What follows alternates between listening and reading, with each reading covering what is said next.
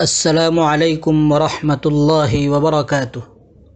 معزز سامعین، جمعہ 13 ربیع الثانی 1443 ہجری مطابق 18 نومبر 2021 کے عربی خطبے کا اردو ترجمہ آپ سننے جا رہے ہیں۔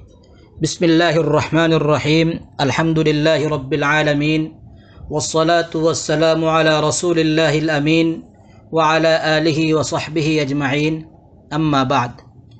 بزرگان محترم و معزز سامعین، یقیناً اللہ تعالی تمام حاضر اور موجود چیزوں کی طرح تمام مغیبات کے علم کا احاطہ کیے ہوئے ہیں۔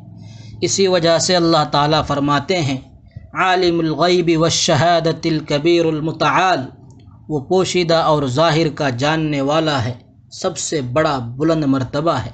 اسی طرح ارشاد باری تعالی ہے، الم یعلموا ان اللہ یعلم سرهم ونجواهم وان اللہ علام الغیوب، کیا وہ نہیں جانتے کہ اللہ ان کا بھید اور ان کا مشورہ جانتا ہے، اور یہ کہ اللہ غیب کی باتیں جاننے والا ہے۔ تو غیب اور شہادہ کسے کہا جاتا ہے؟ غیب ان چیزوں کو کہا جاتا ہے جو لوگوں کی نگاہوں سے غائب اور اوجھل ہوں، اور شہادہ ان چیزوں کو کہا جاتا ہے جنہیں لوگ اپنی آنکھوں سے دیکھتے اور مشاہدہ کرتے ہیں۔ چنانچہ اللہ تعالیٰ کا علم تام و کامل اور ہر چیز کو محیط ہے، نہ تو اسے جہل لاحق ہوتا ہے اور نہ ہی وہ کسی چیز کو بھولتا ہے۔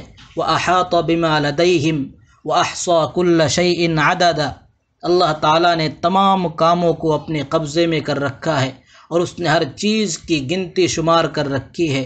وہ تمام چیزیں جن کا ہم اپنے حواس سے ادراک کرتے ہیں، ان کو ہم اپنے الفاظ میں مادی چیزیں کہتے ہیں، کیونکہ ہم ان چیزوں کا مشاہدہ حسی طور پر کرتے ہیں۔ حس و حواس رکھنے والا کبھی ان کا انکار نہیں کر سکتا، لیکن اس کائنات میں بے شمار ایسی عجیب و غریب چیزیں ہیں جن کے ادراک سے ہمارے حواس عاجز ہیں، لیکن ان چیزوں کے موجود ہونے میں ہم ذرہ برابر شک نہیں کرتے، باوجود کہ یہ چیزیں ہماری نظروں سے اوجھل اور غائب ہیں۔ انہی چیزوں کو ہم غیبی امور سے تعبیر کرتے ہیں، یعنی یہ چیزیں ہمارے عالم حس سے ماوراء ہیں۔ چنانچہ ہماری یہ روح ہے جو ہمارے جسم میں موجود ہے، نہ تو ہم اسے دیکھتے ہیں، نہ ہمیں اس کی کوئی آواز سنائی دیتی ہے، اور نہ ہی اسے ہم چھو سکتے ہیں اور نہ سونگھ سکتے ہیں۔ اس کے باوجود ہمارا یہ پختہ اعتقاد ہے کہ ہمارے جسم میں روح موجود ہے، بلکہ ہمیں ہماری روح سے بے پناہ لگاؤ ہے، اسی پر ہماری زندگی کا دار و مدار ہے۔ اسی روح کے توسط سے ہمیں خوشی، غمی اور دیگر حالات و کیفیات کا ادراک و احساس ہوتا ہے۔ معلوم ہوا کہ اگرچہ ہمیں ظاہری اعتبار سے اپنی روح کا ادراک نہیں ہوتا، مگر اس کے اثرات سے ہمیں یقین کامل ہے کہ ہمارے جسم میں روح موجود ہے، جس کے لیے کسی دلیل کی ضرورت نہیں۔ تو جس طرح ہم نے اثرات دیکھ کر بدیہی طور پر روح کے وجود کو بغیر کسی دلیل کے مان لیا، ٹھیک اسی طرح ہم نے باری تعالیٰ کے وجود کو بھی بدیہی طور پر مان لیا، اگرچہ ہم نے اپنے حواس سے اس کا ادراک نہیں کیا ہے، مگر اس کے یقینی اثرات سے ہم نے اسے رب اور خالق تسلیم کر لیا ہے۔ جس طرح ہم اپنی روح کی حقیقت سے واقف ہونے سے عاجز و قاصر ہیں، حالانکہ یہ غیب کا ایک ادنیٰ درجہ اور مرحلہ ہے، بلکہ ہمارے جسم کے ساتھ اس کا رشتہ لازم و ملزوم والا رشتہ ہے، بلکہ یوں کہہ لیجئے کہ ہمارے جسم کی حیثیت روح کے لیے ایک پنجرے کی ہے جس میں وہ بند ہے۔ تو ہم اس عظیم خالق کی حقیقت کا ادراک اپنے حواس سے کیسے کر سکتے ہیں؟ بلکہ ہمارے لیے کس طرح صحیح ہوگا کہ ہم اس کی حقیقت تک رسائی کی کوشش کریں، جبکہ ہم بدیہی طور پر جانتے ہیں کہ اللہ تعالیٰ ہر چیز کا احاطہ کیے ہوئے ہیں، اور ہر مخلوق اس کی کسی چیز کا احاطہ و ادراک ہرگز نہیں کر سکتی۔ ہاں، ہم اس کے وجود کا یقین کامل رکھتے ہیں اور اس کی بڑی بڑی صفات کا علم رکھتے ہیں۔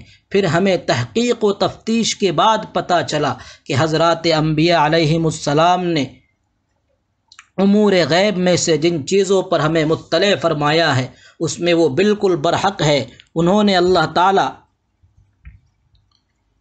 کی طرف سے وحی کی روشنی میں ہمیں ان امور غیب سے مطلع کیا ہے، اور اللہ تعالیٰ نے ان انبیاء کرام کے معجزات اور خرق عادت چیزوں کے ذریعے تائید فرمائی، لہٰذا ہمیں حضرات انبیاء علیہم السلام کی باتوں پر بلا چون و چرا کسی قسم کے شک و تردد کے بغیر سر تسلیم خم کر دینا چاہیے، کیونکہ جو کچھ انہوں نے ہم تک پہنچایا ہے وحی ربانی کی روشنی میں پہنچایا ہے۔ لہٰذا انسان کو یہ اعتقاد رکھنا چاہیے کہ اللہ تعالیٰ کو ازل سے تمام مخلوقات کا تفصیلی علم حاصل ہے، مخلوق کے تمام حالات، حرکات و سکنات اور ان کے رزق و موت کے حوالے سے کوئی چیز اس سے مخفی نہیں۔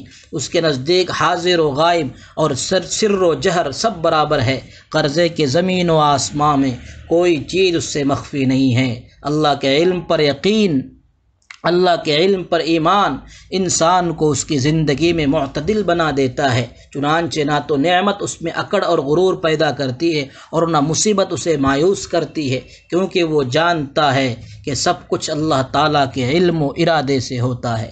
اللہ تعالیٰ ہمیں یقین کامل اور ایمان تام کی دولت سے سرفراز فرمائے۔ وصلی اللہ تعالیٰ علی خیر خلقہ محمد وآلہ وصحبہ اجمعین۔